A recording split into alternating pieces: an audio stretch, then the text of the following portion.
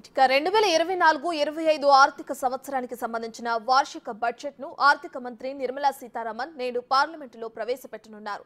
అందులో భాగంగా నిన్న ఆర్థిక సర్వేను పార్లమెంటులో ప్రవేశపెట్టారు. ఈ ఏడాది సార్వత్రిక ఎన్నికలు ఉన్న క్రమంలో ఫిబ్రవరి 1న మధ్యంతర బడ్జెట్ ప్రవేశపెట్టిన కేంద్రం ఇప్పుడు పూర్తిస్థాయి బడ్జెట్ ప్రవేశపెట్టనుంది.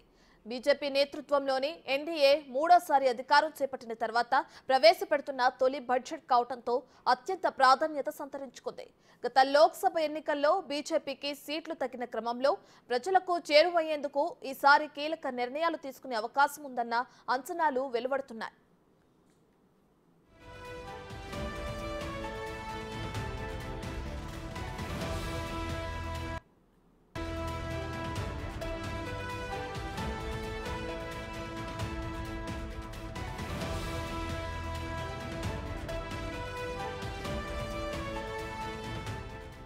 ఉదయం 11 గంటలకు బడ్జెట్ సమర్పణ ప్రారంభమవుతుంది.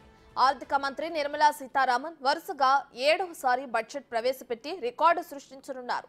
ఇప్పటి వరకు మొరార్జీ దేశాయ్ వరుసగా 6 సార్లు బడ్జెట్ ప్రవేశపెట్టారు. బడ్జెట్ తర్వాత ఏ రంగాల్లో హెచ్చులు తగ్గులు ఉంటాయనే అంశంపై సర్వత్రా ఉత్కంఠ నెలకొంది.